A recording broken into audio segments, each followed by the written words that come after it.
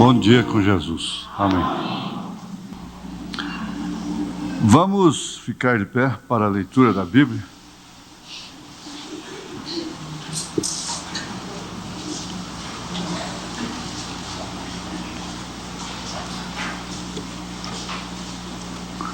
É só o verso 20, irmãos, porque esse texto já está praticamente decorado pela igreja, né? Mas enquanto nós estivermos estudando a visão de Patmos, que faz parte das 7 eras da igreja, não é? Eu creio que, bom, enquanto houver direção, a gente vai fazendo isso.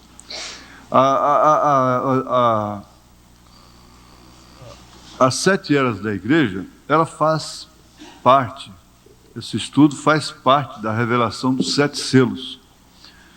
Quando se fala a revelação dos 7 selos, dos 7 trovões, às vezes a gente pensa só em Apocalipse 6.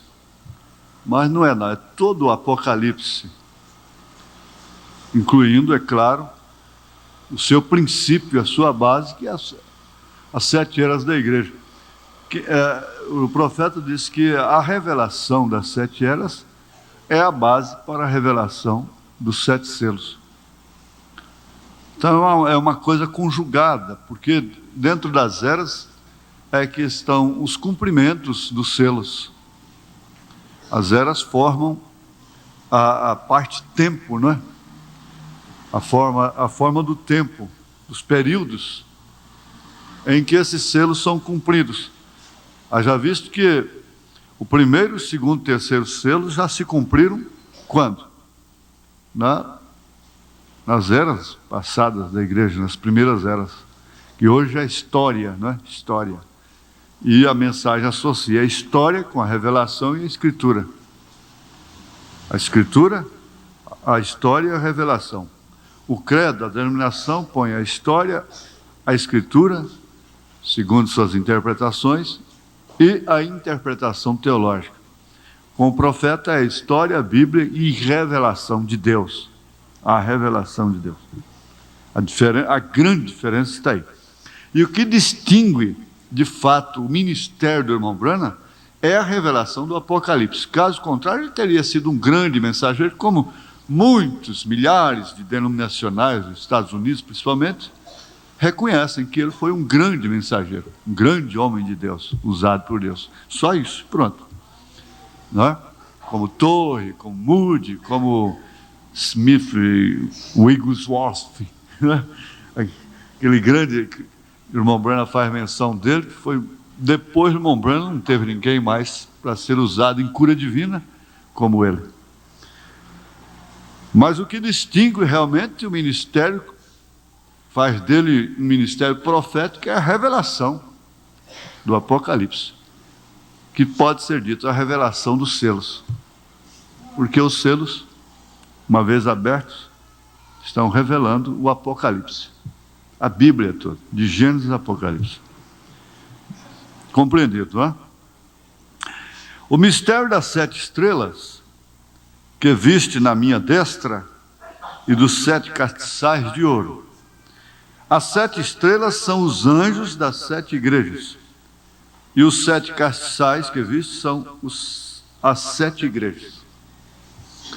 Senhor Jesus, nós te damos graças por esta palavra ter vindo a nós, interpretada, revelada pelo próprio Senhor.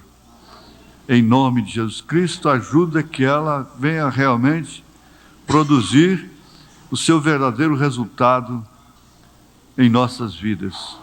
Em nome de Jesus Cristo. Amém. Assentai-vos, irmãos. Agora, eu me lembrei de que o próprio Senhor Jesus Cristo interpretou a parábola do joio e do trigo. Vocês viram isso? Depois ele falou com os seus discípulos à parte, e ele interpretou que realmente quem semeou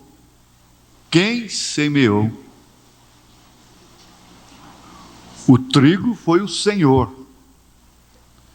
E quem semeou o joio foi o diabo.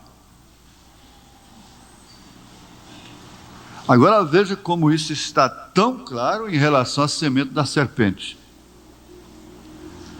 Jesus nunca chamou uma meretriz de filha da semente da serpente, filha do diabo, um ladrão. Ele nunca, nós não vemos na Bíblia Jesus dizer, esse ladrão é filho do diabo.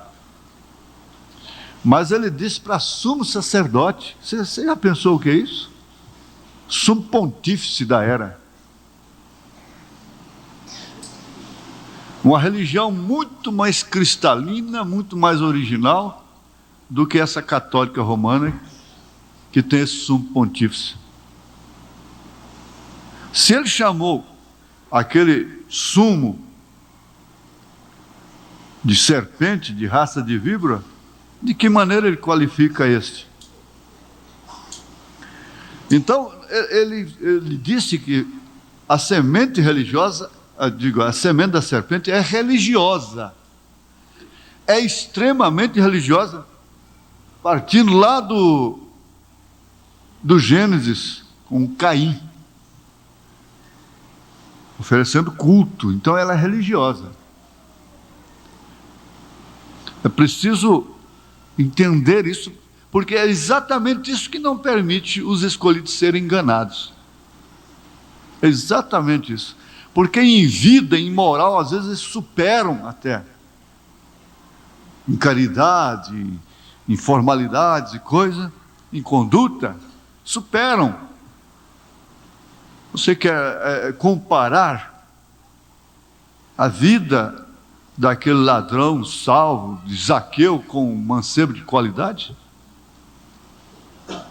Aí você vem fazendo esse paralelo, como diz o irmão Brana, não defendendo a ignorância, o alcoolismo, a prostituição e outras coisas,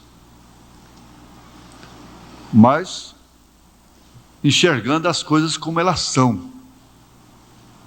É o que faz a diferença. Você defender um ponto de vista de acordo com a opinião formada por princípios é uma coisa. É o que eles faziam. Agora, defender uma coisa por ver, por enxergar a sua maneira de ser. É por isso que tem muita polêmica dentro de casa, contenda, porque você não consegue transmitir aquilo que você vê.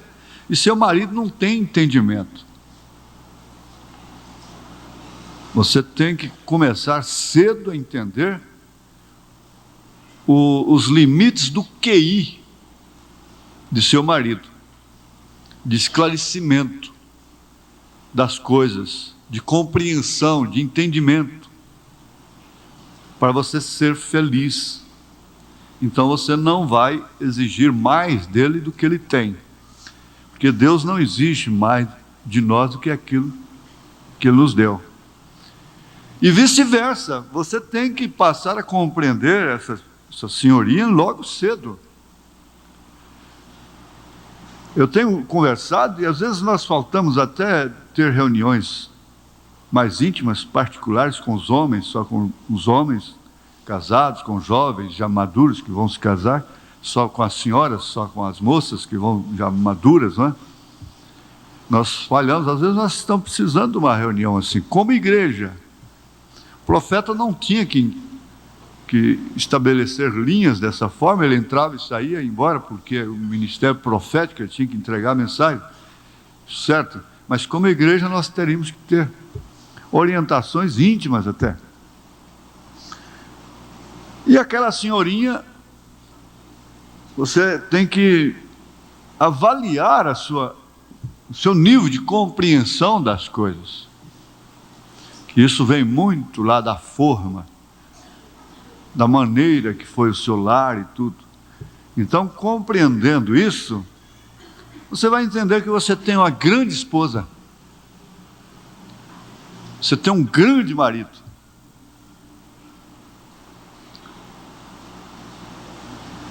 Você viu aquela irmã que o irmão Brando disse, olha, ela chamou o rapaz e disse, olha, eu sei de onde você veio e tudo, e você é novo convertido, você só tem 2 anos de convertido, 2 anos, né?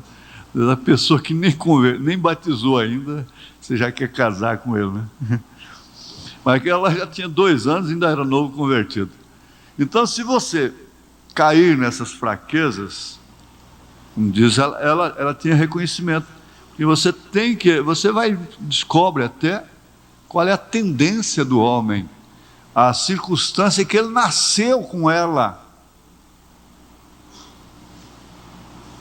Você descobre. E que certas circunstâncias estão alheias à sua vontade. Então ela diz: olha, você fazendo isso, você não some de mim, você não tem que ir embora, você vem, eu estou pronta para te perdoar, para compreender. Ela não era uma modernista liberal. Caso contrário, o irmão Branham não teria citado como um fator positivo da vida. Mas ela estava dizendo assim, ele está contando essa experiência, porque ela estava usando de uma sabedoria dada por Deus, que seria a chave mais forte para Deus trabalhar com ele, na sua consciência, que quando ele estivesse em tal situação, prestes a cair em tal fracasso, ele teria essa arma. Mas como eu vou fazer isso contra uma mulher que está predisposta a não cobrar de mim nada? Como é que eu posso fazer isso? Agora, aquela que segura na gravata, de pendura no pescoço, e diz: olha, você vai para a rua, caboclo. Tome cuidado.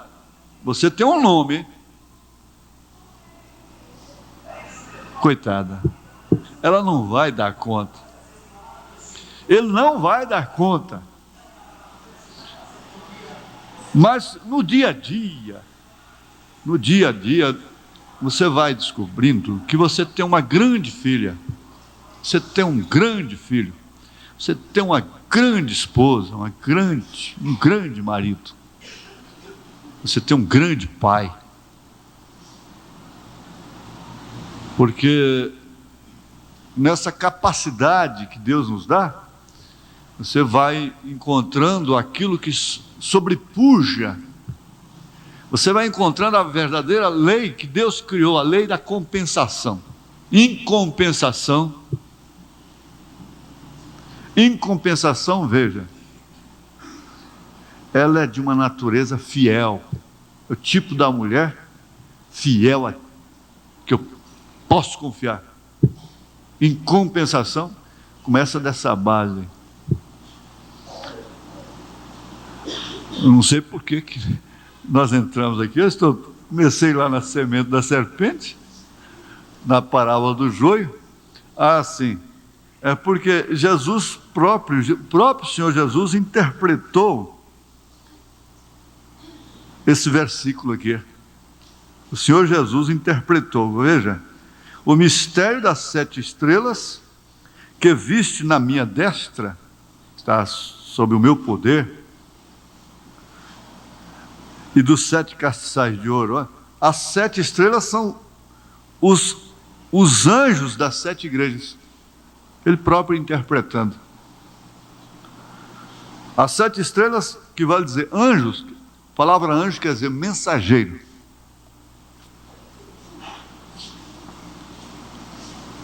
As 7 estrelas são os anjos das 7 igrejas. E os 7 castiçais que viste são as 7 igrejas.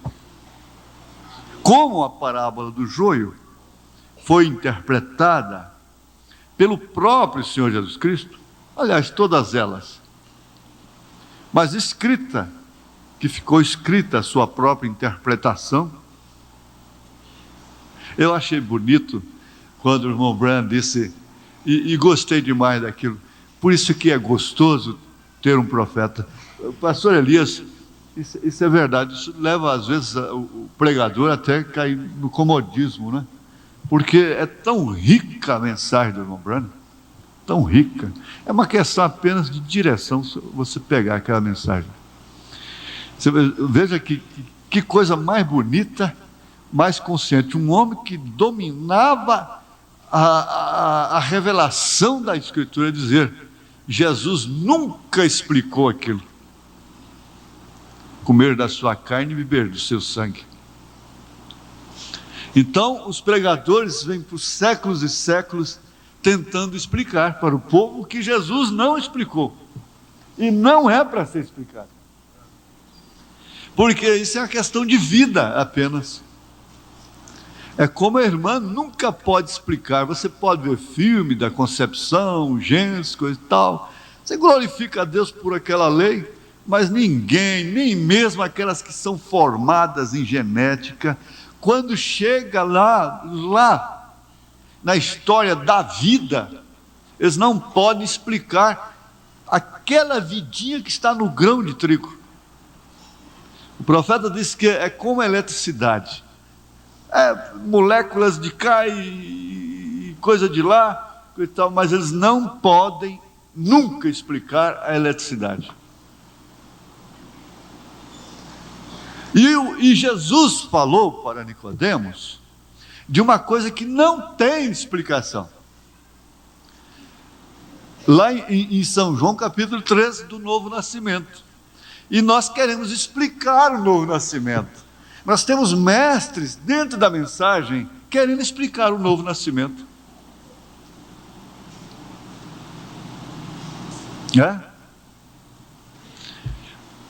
Sabe qual foi a explicação que Jesus deu? Ele disse: o vento, sabe? Agora, ninguém pode explicar o vento. O que ele falou? Ele falou: o vento sopra, você não sabe de onde vem nem para onde vai. E Richard diz que só os pássaros, a natureza que sabe. Os passarinhos sabem. Às vezes a gente pode dizer assim: olha, aquela chuva vai chegar aqui porque o vento está para cá. Mas quando você está dentro de um edifício, como domingo passado, você não está vendo para onde o vento está soprando. O vento estava soprando para cá. Esse doutor é difícil, viu? Se você armazena boas coisas, e aquilo vai enchendo, quando você tem que derramar, o que você vai derramar? Boas coisas. Agora, se você armazena só inveja, mágoas, clamores, queixas, tem gente que vira o Cristo da terra, é o maior sofredor do mundo. Quando abre a boca é só para queixar. E você não precisa ir muito longe, basta olhar para ele, já sabe, você está alegre, você está triste, você está com dor de cabeça, você está com dor no coração. O que está acontecendo, velho? Porque semblante conta logo. Já tem gente não, que quanto mais pesada está a coisa, mais alegre fica, mais extrovertido, não? Mas é isso mesmo, quando você armazena boas coisas e que você abre a porta, e o que vai ser visto? Você vai abençoar alguém, vai abençoar a sua casa. Tem hora que se ficasse calada, a coisa sairia completamente diferente. Deixasse passar uma meia hora, uma hora, mas não, depois do almoço a gente conversa. Ou à tarde, ou de noite, amanhã cedo, a gente conversa. Aí a coisa sai completamente diferente. Mas se tem que ser na hora, tudo, então sai tanta coisa ofensiva, tanta palavra descaridosa. Eu não sei, será que tem um depósito aqui e outro aqui? Um na garganta e outro no coração. E o da garganta é nariguda, pesudo, feia, bobo. Tinha em sua mão direita 7 estrelas. Que coisa bonita. E tinha na mão direita 7 estrelas. Que coisa, essas estrelas estão... Eu me lembro uma vez que a irmã Anitta disse para um reverendo aí que estava perseguindo o pastor dela, a torta direita. E foi lá falar mal, porque eles eram amigos, né? Vinha da mesma igreja. E na casa dela ele não respeitava o pastor dela, né? E falou umas coisas pesadas dele lá, porque aqui o pastor, desde quando ele começou pregando, é todo mundo falando dele, né? Todo mundo assim, gente lá de fora, né? E ela disse para ele: olha, aquele lá está na mão. Você, para atingir aquele lá, você tem que furar a mão de Jesus, porque ele está na mão de Jesus. Quer dizer, ela usou uma expressão apocalíptica, né? Se ele soubesse, e eu acabei no sepultamento desse pastor, né? Veja só, o mistério das 7 estrelas são os anjos mensageiros das 7 igrejas. Agora aqui nunca poderíamos cometer erro, porque ele mesmo interpretou isso. Você não tem que ter nenhuma dúvida. Agora, eu não sei como, irmãos e irmãs, esse mundo pentecostal principalmente, que hoje se mete a teólogos também,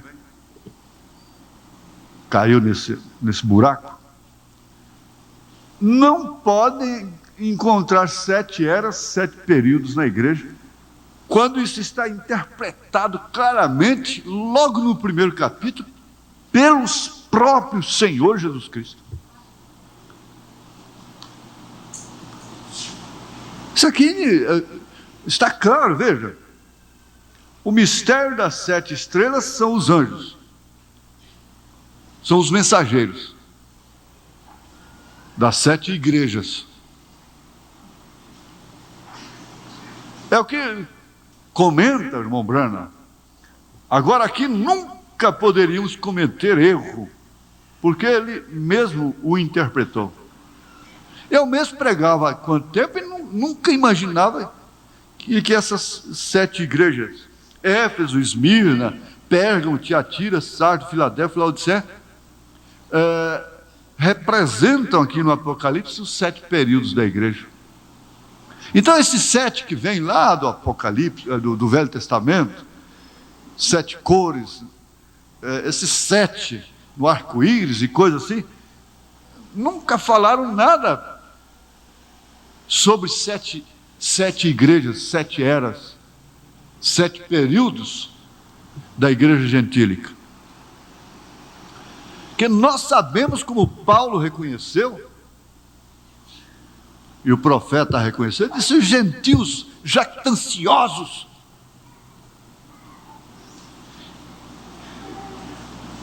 Gente, vocês não sabem, nós apunhalamos muito a nós mesmos e uns aos outros, exigimos, mas vocês não sabem como está o mundo denominacional hoje. Não tem a mínima noção.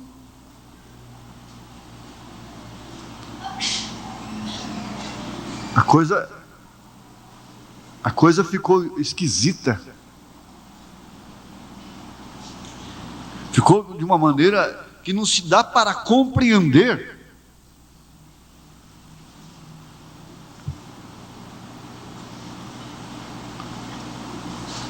Agora, essa revelação aqui é a razão para qualquer um que tem crido nesse profeta, tem crido nessa mensagem, continuar até o fim, dá o que der.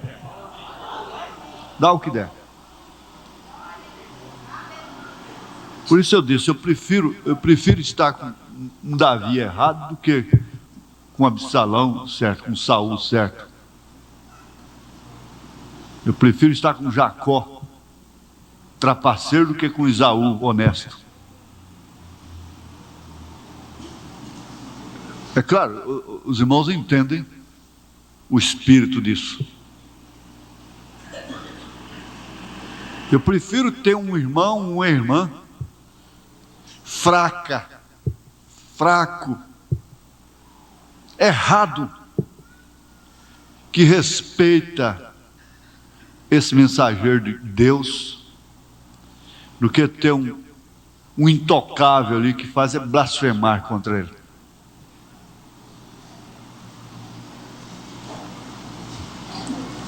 Eu prefiro não, eu julgo isso uma honra, estar ao lado de Israel em quaisquer circunstâncias. Mas eu não tenho como, desde que eu entendo por gente, porque eu fui criado na Bíblia, ficar contra Israel. Não tem como. Justamente porque não combina com o que eles dizem que é verdadeiro. Mas aí que está. Às vezes nós caímos até na revolta contra esse imperialismo americano. Mas em quaisquer circunstâncias, um revelado nunca fica contra os Estados Unidos. Por quê? Para começar, ele deu a sustentação para a liberdade cristã. Foi ele quem não deixou a Igreja Católica ser oficial em vários países, começando pelo Brasil. A liberdade de pregar o Evangelho. Foi ele.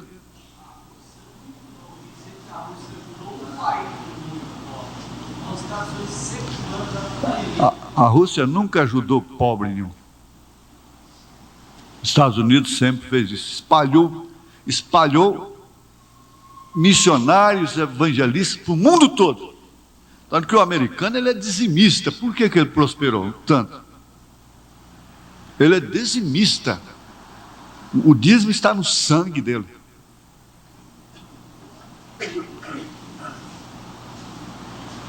Agora, nós vamos prosseguir aqui, porque senão nós não vamos passar dessas ponderações. Veja, o valor, a importância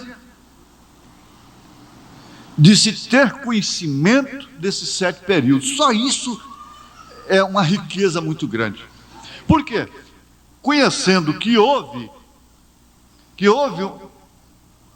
uma era chamada a era de Éfeso, de Esmirna, de Pérgamo, de Tiatira, de Sardes, de Filadélfia, nós aceitamos a era de Laodiceia.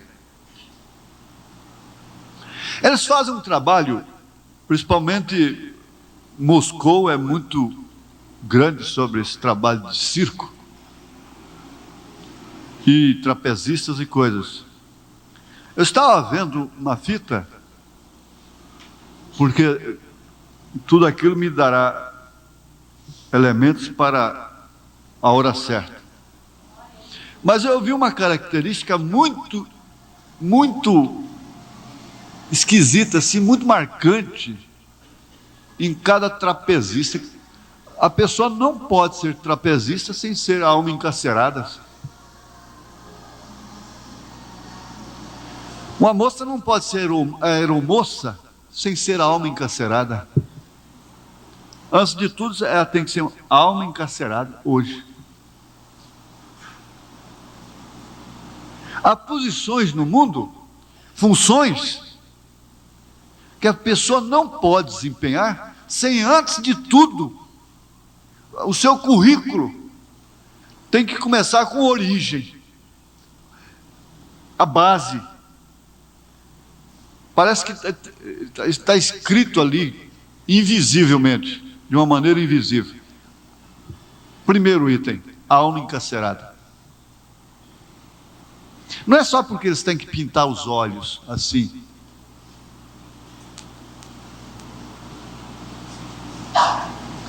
É porque o Evangelho não tem como, a luz não tem como, não existe como os raios penetrar neles. Que coisa tremenda! Agora, você já meditou naquilo que Jesus, naquela oração de Jesus, graças te dou, Pai, Senhor dos céus e da terra, porque escondeste esses raios, esta luz dos sábios entendidos e os revelaste aos pequeninos.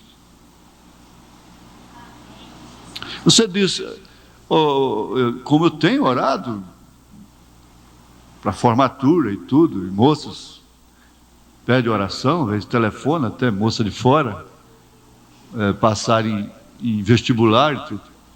E quando vem me questionar pessoalmente, sim, glória a Deus, você vai ser um médico, você vai ser um engenheiro, vai ser um advogado, vai ser uma médica, tudo bem, muito bonito, glória a Deus, a sua intenção hoje é maravilhosa. Só quero ver se daqui uns tempos você está lavando os pés das irmãzinhas aqui durante toda a sua vida. Só isso que me resta ver. A interrogação só fica nisso.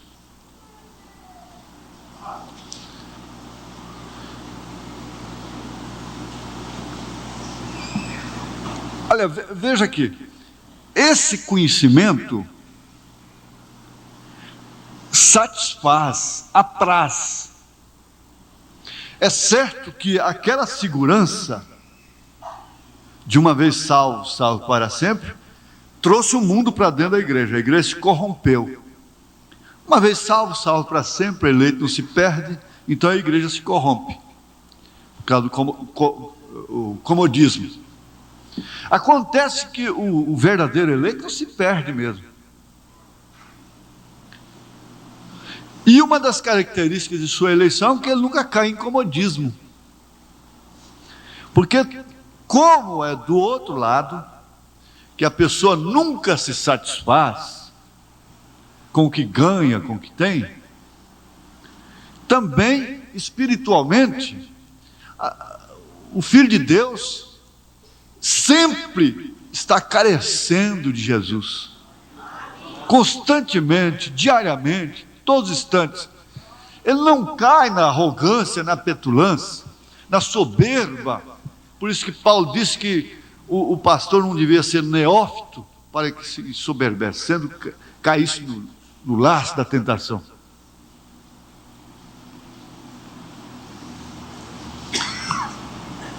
Agora nós vamos prosseguir, mas caminhando com isso aqui, o valor de você conhecer que existem esses 7 períodos da igreja. Você diz, isso é muito simples para nós hoje, pastor. Isso é para quem está chegando, é visitante, está precisando disso. Não, cuidado com esse pensamento, hein? Cuidado com esse pensamento. Que justamente por causa disso é que muitos grupos da mensagem já estão aonde estão. E eles achando que tem que se embrenhar em coisas futuras e coisas profundíssimas da mensagem, dos 7 selos, 3 etapas, terceira etapa e coisa e tal, caíram. Você não pode desprezar o alimento básico. O alimento básico. Vamos dizer, você não pode dispensar o arroz e feijão do brasileiro. Principalmente se ele é um arroz integral. Principalmente. Se você está comendo arroz integral e feijão, você está comendo melhor do que muita gente que está com arroz branco, bife de filé mignon e outras coisas. É uma luz que você tem. E você vai ser agradecida, minha irmã, meu irmão, por conhecer os 7 períodos da igreja. E saber, e mais que isso, agora vem a glória da coisa, e saber que nós estamos no último. Nós estamos no último. Agora, uma coisa deve nos estarrecer quando nós estamos formando planos para o futuro, quando nós estamos fazendo enxovais para o futuro, futuro remoto até, independente daquela realidade que podemos ser colhidos a qualquer momento. Um acidente de carro, um acidente cerebral, cardíaco, ou qualquer outra coisa assim. Independente disso, voltemos 30 anos atrás. 30 anos atrás, a igreja já estava numa condição que o profeta disse: se Deus não queimar isto agora, ele vai ter que pedir desculpas aos sodomitas. A era de Laodiceia ainda não terminou. Ela pode estar no seu ocaso, no seu poente, não é? Já no seu crepúsculo da tarde. Ela está totalmente escura já. Não só pelo sol estar se cobrindo, mas pela nublosidade do tempo, que está ofuscado também, que escurece antes da hora até. Então, com ele eu concordo que Laodiceia ainda não terminou, mas eu acredito que ele concorda comigo também que ela não terminou como era, como dispensação da era negra final. Mas Deus não está mais se incomodando com ela, ele está fora dela já. Já saiu dela. Está na porta batendo, por lado de fora. E lá naquele tempo, veja só, o irmão Branham orou dizendo, o irmão Branham disse assim: eu não oro mais pela América. Agora, o irmão Branham era um homem como Paulo. Vocês têm que entender isso, com mais sobressalência. Isso deve ser conversado, como numa mesa. O irmão Branham era um homem como Paulo, um profeta de Deus, porque Paulo não teve a incumbência de revelar o Apocalipse. A sobressalência de todos os profetas que já pisaram na terra está sobre o irmão Branham. Elias. Presta bem atenção nisso. E como Paulo disse para orar pelos reis, pelas autoridades, significava orar pela nação, pela pátria. O irmão Branham também orava incessantemente pela América, pelo seu povo. Ele tinha a mesma noção do que isso significa, a mesma noção que Paulo tinha, entende? Até que um dia ele declarou: eu não oro mais pela América. Quando o profeta diz: eu não oro mais pela América, o que adiantaria a irmãzinha lá ficar: oh Deus, salva a América, salva a América? Não tem como Deus consertar mais sistema algum, nem mesmo de igrejas. Não há como. Se nós ficarmos só nisso aqui, o estudo dessa manhã, tudo bem, mas não há como. Isso não é para cairmos num pesadelo de pessimismo. Se eu sei que um sistema vai melhorar a vida do pobre, do povão, eu faço tudo. Eu disse: olha, outro dia, se eu descobrisse uma mina de ouro, que eu pudesse tirar carradas de ouro por dia, eu ia comprar a dívida brasileira, pagar tudo pelo Brasil. E sabe como é que eu queria receber? Em casas. O governo tinha que fazer casas para me dar para o povo. Eu faria tudo por essa nação. Mas, com essa revelação que eu tenho, eu sei que não é fazer o bem para o pobre, para o órfão, para a viúva, que vai me pôr em graça diante de Deus. Não é isso, não. Deus não negocia, Deus não é político, que negocia votos. Não. Se tem uma coisa que você, apesar de pequeno, tem que ter cuidado, irmão, é com a política.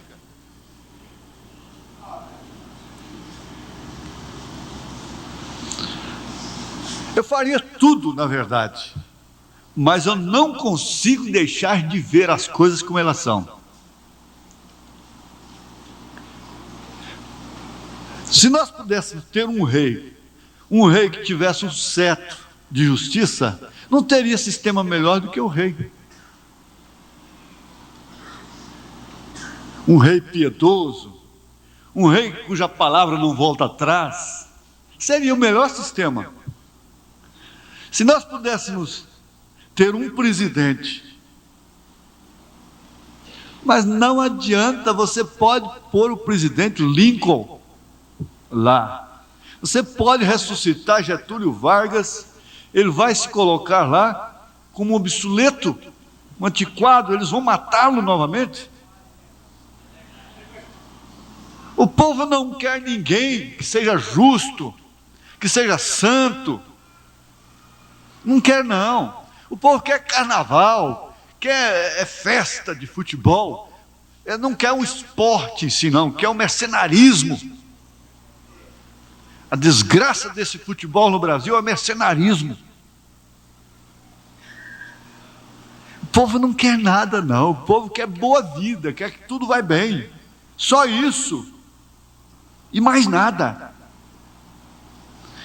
Não há conserto, não há oração que mude isso, não há sistema que mude isso. Dos males o menor. Tudo bem, vamos escolher dos males o menor.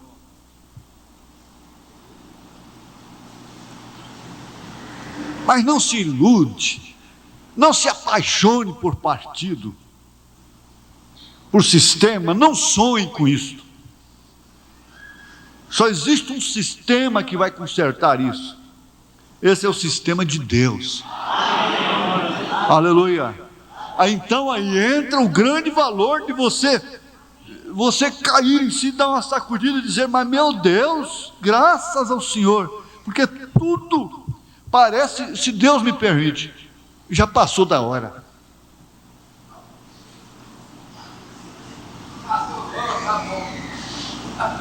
Você vai cair num estado, não é propriamente de velhice, de estafa, não é só isso não. E você vê a pessoa criando um gado aí, tratando de vaca, tirando leite. Você pensa, mas será que isso vale a pena? Isso compensa? Será que está cheio de verme igual o jacatatu? Precisando tomar ancilostomina fontoura? Por que esse desânimo? Por que se perde o entusiasmo com tudo? O irmão Branham estaria estafado quando ele disse, olha, vocês querem saber? Eu não quero saber nem qual é a marca de carro que soltaram. Eu não quero nem saber se minha casa está flutuando. Eu não estou nem querendo saber disso, se ela está no seco, se ela está no molhado. Será que ele fugiu de suas responsabilidades? Não. Mas é como se, como se não tivesse. Tendo mulher, como se não tivesse mulher. Tendo bens, como se não tivesse. O seu coração vai se desprendendo, porque o rapto não vai ser uma coisa que acontece, que vai acontecer de uma hora para outra. Mas Paulo diz que é num abrir e fechar de olhos. A consumação do rapto, a conclusão dele. Mas o rapto já está se dando.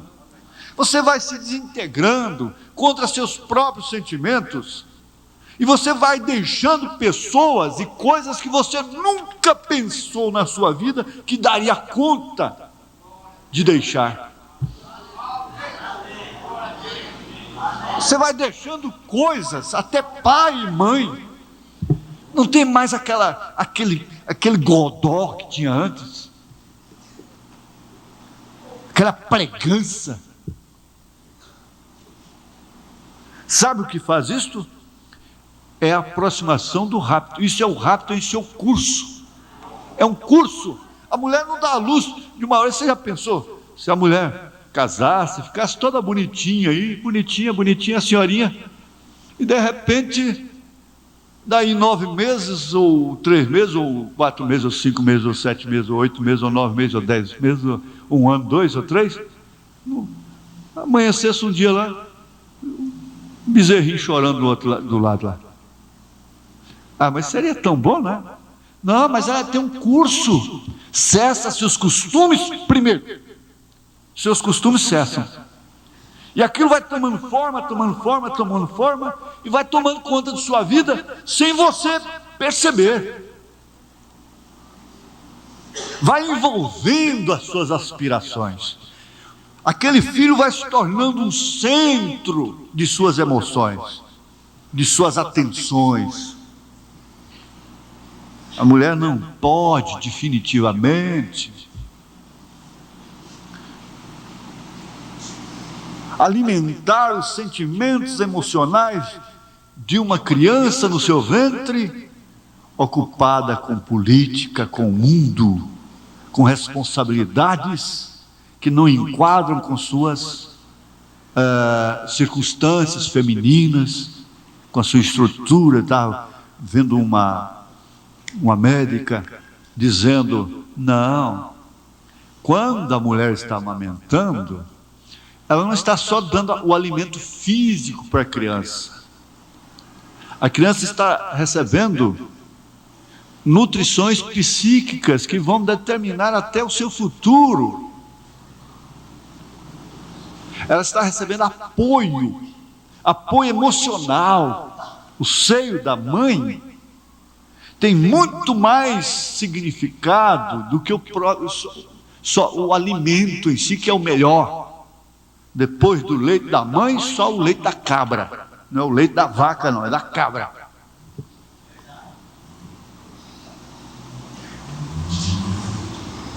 Então ela transmitiu aquilo com tanta propriedade, e é tanta verdade, que a gente aquilo desce no entendimento da gente, porque você sabe que toda a sabedoria está em você. Você pode não saber um ar, mas tudo aquilo está em você. É como a salvação. Você não recebe ela o dia que você levantou a mão. Ela já estava em você, desde antes da fundação do mundo. Você toma o conhecimento daquilo. Então você vê, ela diz, a criança recebe. Por que o afeto às vezes é maior para com a mãe? Parte dali. Agora, essa mãe que põe a mão que está embalando o berço é a mão da babá. Então a babá está regendo o mundo, porque a mão que embala o berço é a mão que rege o mundo.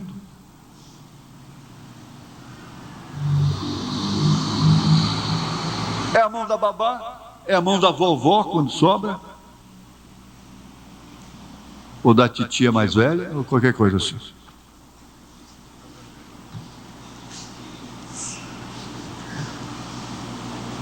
Eles têm constatado que há crianças que, por último, dedicam mais afeto à babá do que à própria mãe.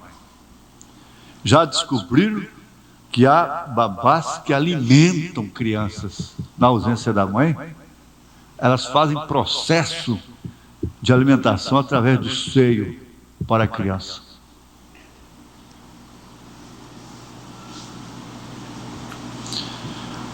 Agora veja como isso tem um sentido espiritual tão grande. Por que você pegou esse afeto, esse carinho por esse sistema de Deus? Porque o aleitamento, a alimentação através do leite materno, implica um sistema que revela, expressa toda a problemática do lar. O marido está naquilo. A mulher, ela parava e era uma hora solene, a hora de amamentar. Era uma hora solene, uma hora sagrada de alimentar. Então aquilo envolve toda a problemática do lar, compreendendo inclusive o apoio do marido, começando pelo apoio do marido, porque foi ele quem gerou, e é ele que dá a nutrição para aquela verdadeira alimentação, aquele leite que é o mais indicado. Então, compreende um sistema. Deus atua através de sistema, não resta dúvida.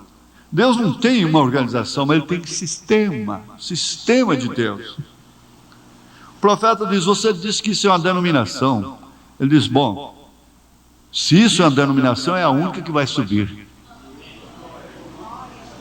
É a única que é de Deus, porque o resto não é. Então você compreende que seu lar é um sistema. E esse sistema ficou, na verdade, preso a seus princípios, a sua natureza, as suas maneiras, a natureza da mãe. Então você compreendeu o que é realmente o seu lar hoje.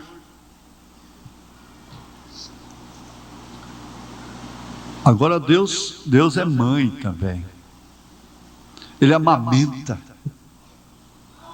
E quando Paulo disse com leite não falsificado, mas o leite puro, aleluia, era a mãe alimentando a igreja. Essa igreja tem sido alimentada com leite puro, porque esse leite é a mensagem de William Marion Branham Elias. Ele não está misturado com cafeína, com açúcar, para enganar. Por isso aqui, nesse caso, não tem pastor, não tem ninguém. Aqui tem ofício. O homem aqui entra, está sentado junto com todos, apanhando do mesmo jeito, se o termo pode ser esse. E nós estamos mais do que nunca convencidos de que nós estamos às margens do rio. Aleluia, glória a Deus. Se Laodiceia teve um curso, ligando um ponto ao outro, é que nós temos uma distância. Uma distância, ela está compreendida entre um ponto ao outro. E esse ponto começou aonde? Por favor, em 1906. Nós estamos por volta do seu ponto final. Não fique triste, não. Parece que dá tristeza. Diz assim, mas está tão perto e eu não vou ter aquilo, eu não vou casar, eu não vou fazer isso, não vou ter minha casa. Não. Pode deixar, lá no milênio você pode não ter casado aqui, mas no milênio você tem seu companheiro. Você pode ter casado errado aqui, mas no milênio você terá sua companheira certa, seu companheiro certo. Isso é uma questão de dias apenas. Aleluia, glória a Deus. Agora, nós estamos lá, gente. O Espírito não nos deixou passar daqui, mas então glória a Deus. Porque, olha, já são 10 horas, faltam 3 minutos para 10 horas.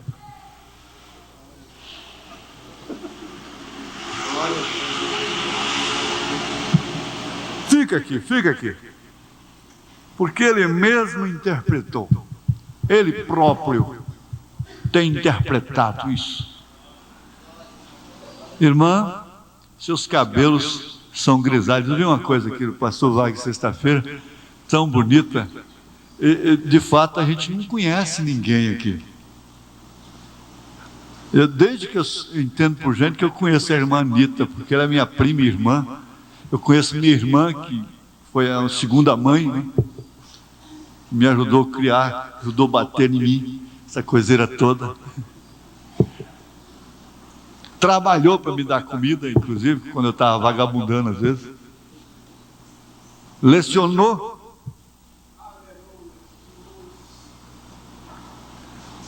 Mas eu não conheço minha irmã. Você pensa que você conhece sua mãe? Não. A menos que você vá para o mesmo mundo que ela vai, para a mesma dimensão, você não a reconhecerá. Veja, aí então ele se lembrou daquela velhinha que o irmão Brana conduziu a Cristo aqui, com 90 anos de idade. Quando ele estava lá em cima dando aquele passeio, aquele turismo glorioso, aquela provazinha, aquele tira-gostozinho de quem trabalhou a vida toda para Jesus e que já estava ficando velho, que estava com 52 anos de idade, ele foi lá em cima e entre aquelas formosuras que ele viu lá, aquela jovem mais linda, coisa mais linda, o anjo lhe perguntou: você conhece essa? Não, nunca vi antes. Nunca viu? Como? Você a batizou lá em nome do Senhor Jesus Cristo, você a conduziu a Cristo, com 90 anos de idade. Ele disse: você olha no espelho, mas você não é você, não é isso. Para começar, esse nome que às vezes você não gosta dele, porque você está vendo, o nome de José é um nome tão bonito, né? José Gonçalves, José Augusto, José Berto, mas todo José vira Zé, todo Francisco vira Chico, todo Raimundo vira Mundo, e assim por diante. A mamãe dizia: não tem esse negócio de Kim não, e não deixou. Você não deixando dentro da família, não pega. O apelido começa dentro da família, apelido familiar, né? Bom, eu conheço um rapaz que tem um nome bonito, Daniel. Dene. Ah, meu Jesus. Por que não puseram Dene lá no registro? Não puseram logo lá. Ah, é o carinho, né? Uma coisa assim. Mas lá não. Talvez vai chegar um promotor lá e dizer assim: olha, eu estou aqui com essa lista aqui do Joaquim Gonçalves. Ele vai olhar lá, não tem Joaquim aqui não. Graças a Deus que não tem, né? Porque se tivesse eu estava emburacado. Isso é tão bom, irmãos, é tão bom. Quer dizer, uma reunião em família, às vezes tem hora que você está numa reunião em família que tem que dar pressa, né? Porque você tem que recluir, você tem que sair enquanto a festa está boa. Toda festa é filosofia dos antigos, do tempo do Otávio, lá atrás, né? Então, quando a festa está boa, cai fora, meu filho, porque o fim de festa não é bom. Mas aqui não. Parece que se a gente fosse dobrando a serra, né? E fosse indo, passaria um dia, com razão. Paulo foi falando. Paulo não tinha o ano todo, 10 anos, 14 anos, 15 anos, 20 anos para ficar só com a igreja. Então ele tinha que aproveitar até a noite. Foi falando até a madrugada. Até aquele rapaz caiu lá de cima, né?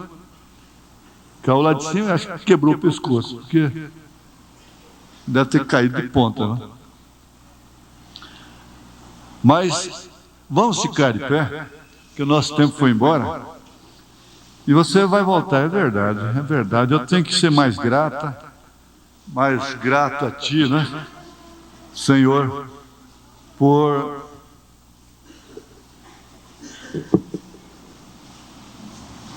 por essa revelação. Isso não é pouco, não. Isso não é para quem quer, não é para quem corre.